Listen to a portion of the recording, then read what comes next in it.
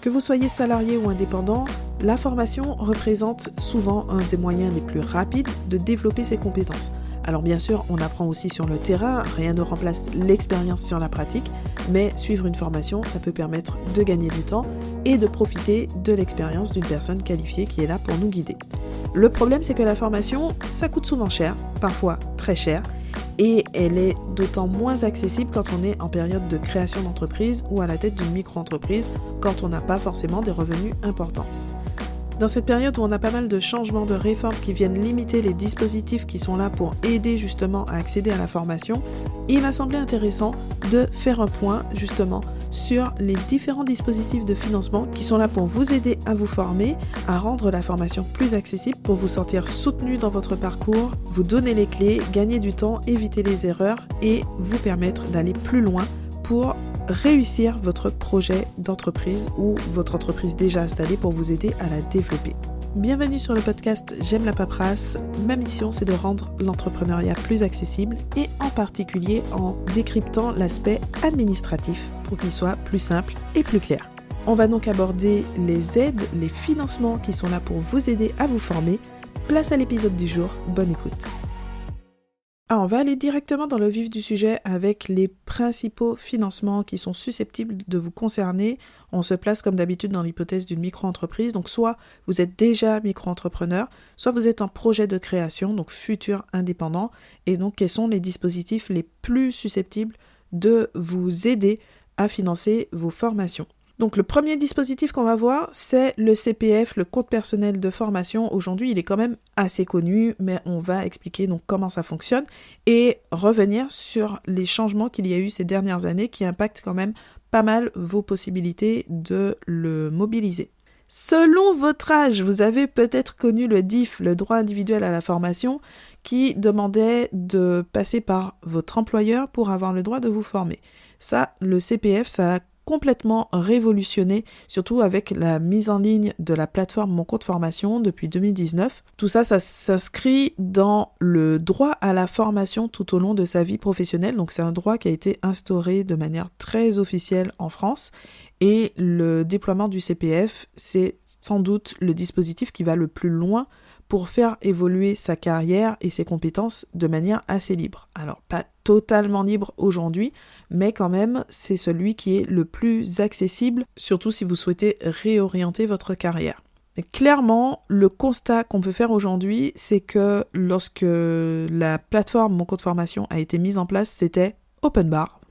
Il y a eu énormément d'arnaques, d'abus, et aujourd'hui, son usage est de plus en plus limité. En tout cas, il y a des contraintes. Là où avant, c'était vraiment totalement libre, aujourd'hui, il y a des contraintes à respecter. On va y revenir. Ça ne veut pas dire que c'est fini, on ne peut plus utiliser le CPF, mais c'est moins libre dans son usage. Malheureusement, évidemment, ce sont les bénéficiaires des formations qui subissent le plus et les organismes de formation honnêtes qui se contorsionnent sans arrêt pour respecter le cadre imposé et qui subissent à chaque fois des nouvelles règles. Mais dans la mesure où aujourd'hui, ce n'est pas comme si on avait le choix et que nous, tout seuls de notre côté, on allait changer les règles, on va voir donc quelles sont ces règles et comment on peut s'y adapter pour continuer à bénéficier effectivement du CPF. D'abord, la première question, donc qui peut bénéficier du CPF ? Contrairement à une idée reçue, il n'est pas réservé aux salariés. Donc ça, c'est quand même un point important. Vraiment, au moment de sa mise en place, il y a eu un petit décalage, mais là, aujourd'hui, ça fait des années que les travailleurs indépendants bénéficient du CPF au même titre que les salariés à partir du moment où ils versent des cotisations sociales. Donc là, c'est encore un point pour faire le parallèle avec cette question de verser toujours moins de cotisations sociales. Quand on ne cotise pas du tout, eh bien ça fait partie des droits qu'on n'ouvre pas. Parce que parmi les cotisations sociales, on retrouve la contribution à la formation professionnelle, donc CFP, on reprend les mêmes lettres, on change l'ordre, dont le montant va varier et qui va servir, entre autres, à financer le CPF. Heureusement, le montant de la contribution n'est pas égal à ce qui sera versé sur le CPF, ni aux autres financements d'ailleurs. Pour une micro-entreprise, la contribution à la formation professionnelle, c'est 0,1% du chiffre d'affaires pour les activités de vente, on monte à 0,2 pour les activités libérales et 0,3 pour les activités artisanales, donc de 0,1 à 0,3% du chiffre d'affaires. Si on prend un exemple, Si vous réalisez un chiffre d'affaires de 40 000 euros, ça veut dire qu'au maximum, en fonction de votre activité, vous allez verser un montant de contribution de 120 euros. Donc, on est très en dessous des financements potentiels avec le CPF ou les autres dispositifs. En parlant du montant, ça sera notre prochaine question, à combien s'élève le CPF ? Il faut savoir donc que le CPF fonctionne un peu comme un porte-monnaie dédié à la formation professionnelle. Donc chaque année, en général entre les mois d'avril et juin, votre CPF va être crédité d'un montant de 500 euros. Cette dotation annuelle, elle se cumule d'année en année jusqu'au plafond total de 5 000 euros. Donc ce sont les deux repères chiffrés à avoir, 500 euros chaque année et jusqu'à un total de 5 000 euros. Pour les salariés les moins diplômés, ces sommes sont un peu plus élevées. On a 800 euros par an jusqu'à un cumul de 8 000 euros. Et ça, donc, ça va être la principale limite. Il n'y a pas de limite de temps pour utiliser votre CPF. Ça, c'est un moyen qui a été énormément utilisé dans les arnaques, de faire croire que le CPF allait expirer. Ça n'existe pas. Il n'y a pas de date d'expiration. Maintenant, concrètement, donc, comment utiliser votre CPF en pratique ? Les règles d'utilisation ont pas mal évolué ces dernières années, largement simplifiées, donc comme on l'a dit au départ, depuis la plateforme Mon Compte Formation, avec le CPF en euros au lieu de l'ancien système qui était comptabilisé en heures, et on garde quand même une grande souplesse. Pour une formation qui se déroule en dehors du temps de travail, le salarié n'a plus besoin d'une autorisation, ni même l'obligation d'informer simplement son employeur pour pouvoir se former avec son CPF. Donc en pratique, l'inscription va se dérouler sur le site ou l'application mobile Mon Compte Formation, donc moncompteformation.gouv.fr. L'inconvénient, c'est que le moteur de recherche, il n'est pas toujours pratique. Ça s'améliore quand même au fur et à mesure, mais le plus simple souvent, c'est de partir de la formation que vous avez repérée sur le site de l'organisme de formation concerné pour atterrir directement sur la bonne page. Par exemple, pour les formations dédiées à la micro-entreprise que je propose donc à travers J'aime la paperasse, on passe par un formulaire de préinscription donc sur la page, donc là je parle sur le site j'aime-la-paperasse.com, vous avez un formulaire de préinscription et au cours des démarches d'inscription, je communique le lien direct pour finaliser l'inscription sur la plateforme Mon Compte Formation. Alors, avec un peu de patience, on peut retrouver directement sur Mon Compte Formation, mais ce n'est pas toujours hyper pratique. La procédure d'inscription, elle va changer d'un organisme de formation à un autre. Par exemple, pour mon cas, on va commencer par donc le premier contact, ça va être à travers ce formulaire ou directement une prise de rendez-vous par téléphone. On fait un bref entretien téléphonique d'une quinzaine de minutes et ça permet de vérifier que la formation correspond à vos besoins, est adaptée à votre profil, etc. Ça, tous les organismes de formation ne fonctionnent pas exactement pareil. Parfois, il y a aussi pour certaines formations des exigences de diplôme, de certains niveaux, etc. Donc c'est vraiment variable en fonction de la formation, de la certification qu'il y a derrière, du profil et de l'organisme de formation, de ses pratiques. Maintenant, concrètement, si vous décidez d'utiliser votre CPF aujourd'hui, il faut connaître les différents changements qu'il y a eu ces dernières années. Si on remonte à 2022, vous avez l'identification, donc ça, on est sur un changement pas très important, c'est juste dans la pratique que c'est un peu pénible parfois. Il y a l'identification sécurisée, donc qui passe par France Connect Plus pour vous inscrire à la formation. Donc cette identification sécurisée, elle n'est pas obligatoire pour consulter vos droits, ça peut toujours se faire avec juste adresse mail et mot de passe. Mais par contre, à partir du moment où vous allez plus loin, donc dans une démarche d'inscription notamment, vous avez besoin donc de ce service d'identification renforcée. Ce qui veut dire qu'il faut anticiper cette démarche ou compter un petit délai supplémentaire pour pouvoir réaliser votre inscription si vous n'avez pas encore votre accès à France Connect Plus, en sachant que parfois ça fonctionne relativement bien, on va dire que ça va relativement vite, mais ce n'est pas non plus quelque chose d'immédiat parce qu'il y a une vérification d'identité pour l'activer. Et parfois, ça fonctionne carrément mal, où il faut se rendre à ce moment-là en bureau de poste pour pouvoir valider donc son identité, où il y a un autre service qui fonctionne avec les mairies, mais dans tous les cas, ça nécessite donc de se déplacer. Donc ça, c'est vraiment dans le cas où ça ne fonctionne pas correctement, et sinon, la validation se fait en quelques heures. Ensuite, en 2024, on a eu la mise en place de la participation forfaitaire d'environ 100 euros pour pouvoir utiliser votre CPF, quel que soit le montant de la formation, même lorsque votre crédit aurait dû couvrir le prix de la formation. Donc c'est vraiment une notion de reste à charge qui est actualisée chaque année. Au 1er janvier 2026, il est de 103,20 € et les rumeurs circulent aujourd'hui sur une prochaine augmentation qui le ramènerait à 150 €. Donc ça veut dire que si vous voulez accéder à une formation qui coûte 500 € par exemple, votre solde est de 2000 € sur votre CPF. Normalement, vous n'auriez pas dû avancer de frais, mais là, si vous devrez payer un montant de 103 € directement auprès de la plateforme Mon Compte Formation, et donc vous ne pourrez utiliser que la différence, donc un peu moins de 400 € pour financer cette formation. Il y a quand même quelques exceptions à cette règle. Si vous êtes demandeur d'emploi, là par contre, vous êtes dispensé de payer cette participation forfaitaire. Donc on continue à avancer, maintenant on se place en février 2025, les accompagnements à la création ou reprise d'entreprise ne sont plus éligibles au CPF en tant que tel.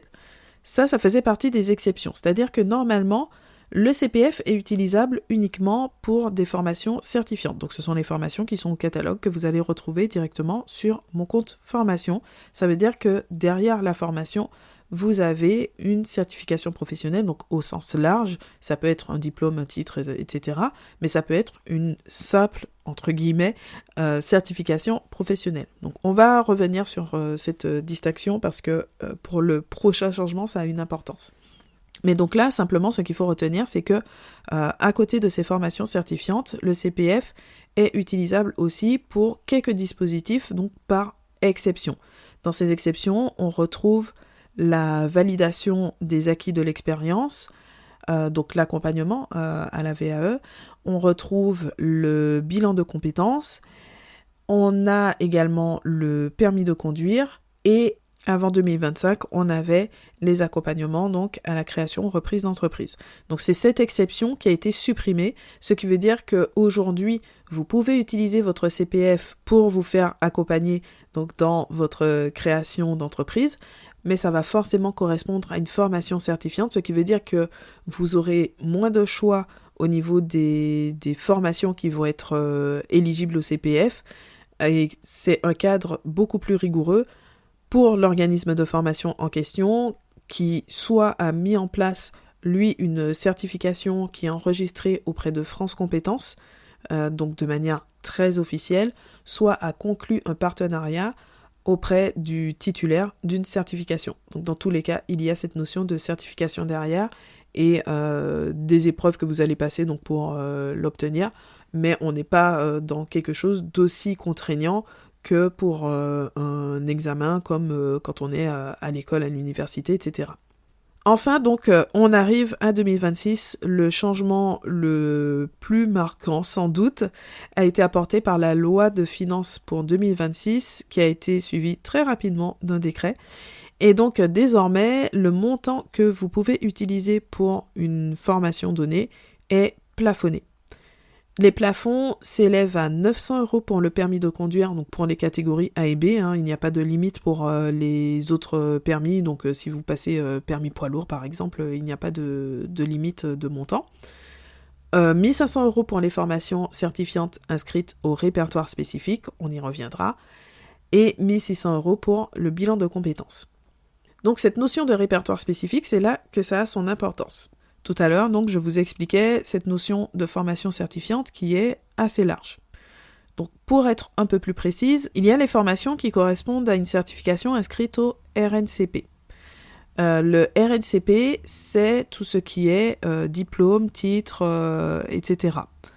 Donc, si vous prenez par exemple un cursus universitaire, vous êtes en plein dans ces formations donc au RNCP. Ces formations restent finançables sans plafond particulier. Et de l'autre côté, on a les formations qui sont inscrites au répertoire spécifique, où là, on va plus être dans une notion de perfectionnement, beaucoup plus orientée formation continue. Donc si on prend un exemple concret, par exemple pour le métier de formateur, on va avoir la formation vraiment métier qui correspond à une certification au RNCP, parce que derrière, on va avoir le titre professionnel de formateur. À côté de ça, on va avoir toutes sortes de formations pour se perfectionner dans son métier. Parce que, ok, c'est bien, on est formateur, on est diplômé, oui, mais on continue à se perfectionner, on continue à avoir des besoins pour améliorer sa pratique, pour progresser à travers son métier, par exemple pour développer certaines pédagogies, pour apprendre à mieux gérer des situations parfois un peu complexes parce qu'on gère de l'humain, apprendre à mieux gérer un groupe, à mieux prendre la parole, à créer des supports de formation plus dynamiques. Bref, il y a plein de possibilités donc de perfectionnement dans son métier. Et ça, ce sont des formations qui vont être certifiantes. Si on les retrouve au CPF, c'est forcément qu'il s'agit de formations certifiantes, parce que toutes les formations qui existent en France ne vont pas aboutir à une certification. Mais là, donc, ces formations, quand elles sont certifiantes, la certification est inscrite au répertoire spécifique. Donc, on a ces deux répertoires qui cohabitent. Et là, donc, puisqu'on est dans ces formations au répertoire spécifique, c'est là qu'il va y avoir le fameux plafond de 1 500 €.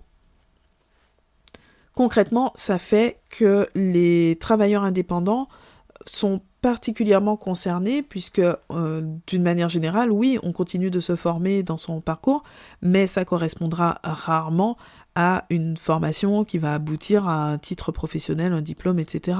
Ça, c'est quelque chose qu'on fait en général quand on va être dans une démarche de reconversion, et encore, ce n'est pas toujours le cas, mais dans les formations qu'on suit tout au long de son parcours, on va être plutôt dans les formations certifiantes inscrites au répertoire spécifique. Enfin, la certification est inscrite au répertoire spécifique. Donc, on est généralement directement impacté par ce fameux plafond de 1 500 €, en sachant que lorsqu'on est salarié, il y a des possibilités de cofinancement. Elles sont beaucoup plus limitées quand on est travailleur indépendant, puisque les autres dispositifs dont on va parler juste après, qui sont dédiés aux indépendants, certains, donc, comme le FIFPL par exemple, disent clairement qu'ils ne financent pas de formation éligible au CPF et qu'ils ne font pas de cofinancement. Donc ça veut dire que tout ce qui dépasse le plafond de 1 500 €, il faut le payer de sa poche. Alors maintenant, on reste conscient qu'on est dans une démarche d'investissement.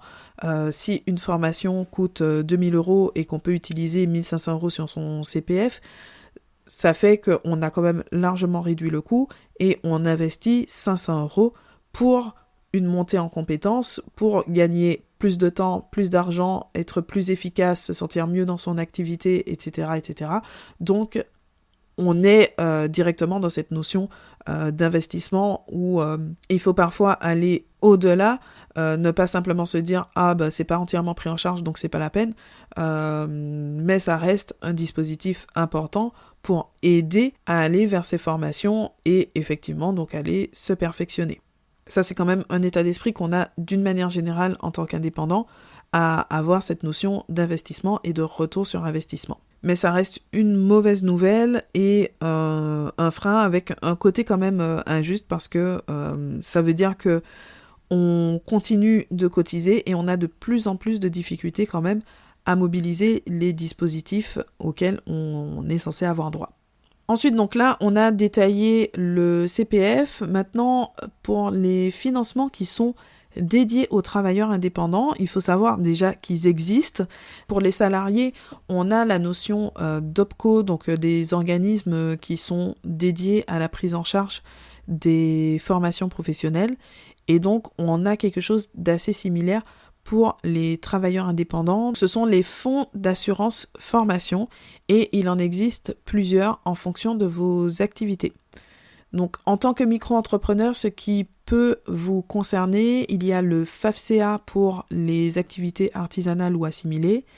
On a l'AGFIS pour les activités commerciales et le FIFPL pour les activités libérales. Pour connaître votre fonds d'assurance formation, si vous avez un doute, vous pouvez consulter votre attestation à la contribution à la formation. Donc c'est la fameuse contribution dont on a parlé. Vous avez une attestation qui récapitule les versements que vous avez effectués et auprès de quel organisme. De toute façon, vous avez besoin de cette attestation pour pouvoir déposer une demande de financement. Donc pour ça, Vous vous rendez sur votre espace personnel sur la plateforme auto-entrepreneur.ursaf, donc la plateforme sur laquelle vous déposez vos déclarations de chiffre d'affaires pour payer vos cotisations sociales. Vous allez à la rubrique Mes documents, Mes attestations, et là, vous demandez l'édition d'une attestation de contribution à la formation professionnelle.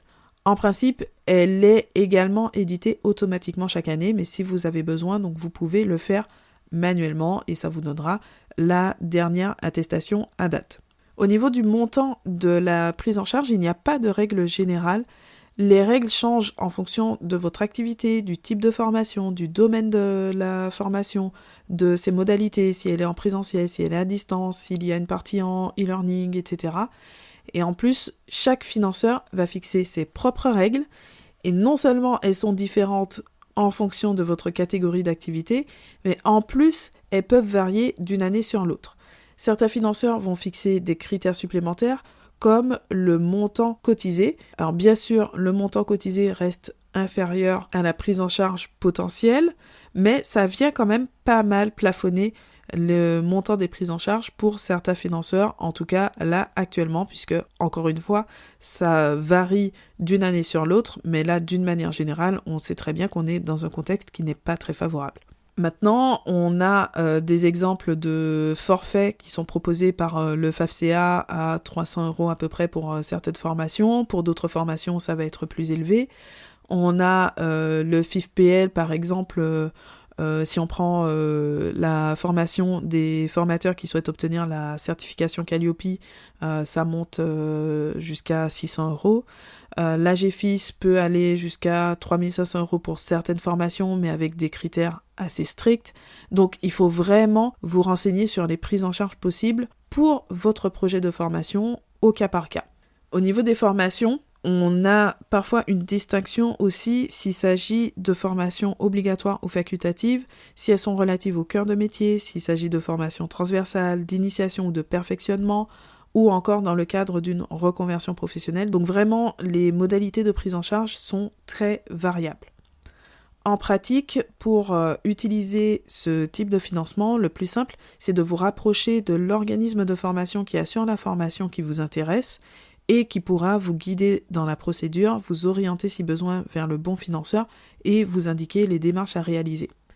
Certains financeurs et prestataires de formation peuvent proposer ce qu'on appelle la subrogation de paiement, c'est-à-dire que le financeur va payer directement l'organisme de formation pour le montant pris en charge. Mais ça, ce n'est pas le cas général.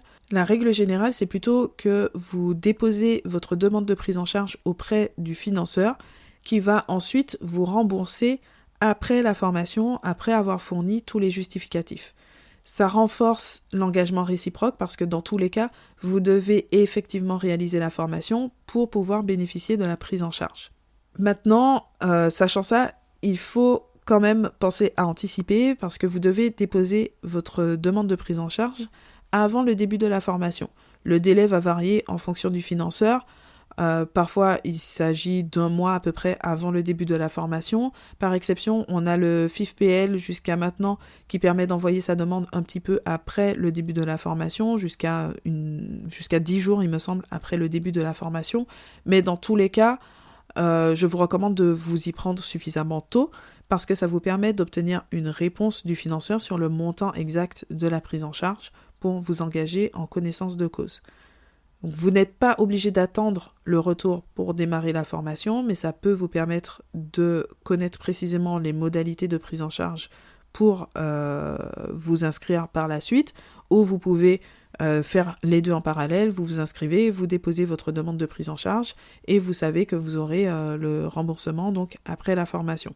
De toute façon, autant la prise en charge est au cas par cas dans le sens où il n'y a pas de règle très générale qui va s'appliquer à toutes les situations, autant vous pouvez avoir ces éléments précis au moment où vous déposez votre demande puisque vous avez une grille de prise en charge donc qui va être présentée différemment selon les critères, mais donc vous connaissez les critères et un montant de prise en charge qui est généralement horaire avec un certain plafond. Donc ça, ce sont des éléments que vous avez. Donc vous pouvez calculer vous-même pour savoir le montant qui va être pris en charge par le fonds d'assurance formation. Donc là, on a évoqué les 2 principaux financeurs susceptibles de vous concerner en tant que micro-entrepreneur, le CPF et les fonds d'assurance formation, donc FAFSA, AGFIS, FIFPL.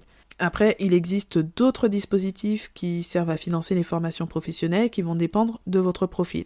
Par exemple, France Travail peut prendre en charge certaines formations pour les demandeurs d'emploi. On a les régions qui peuvent aussi assurer le financement de formations professionnelles.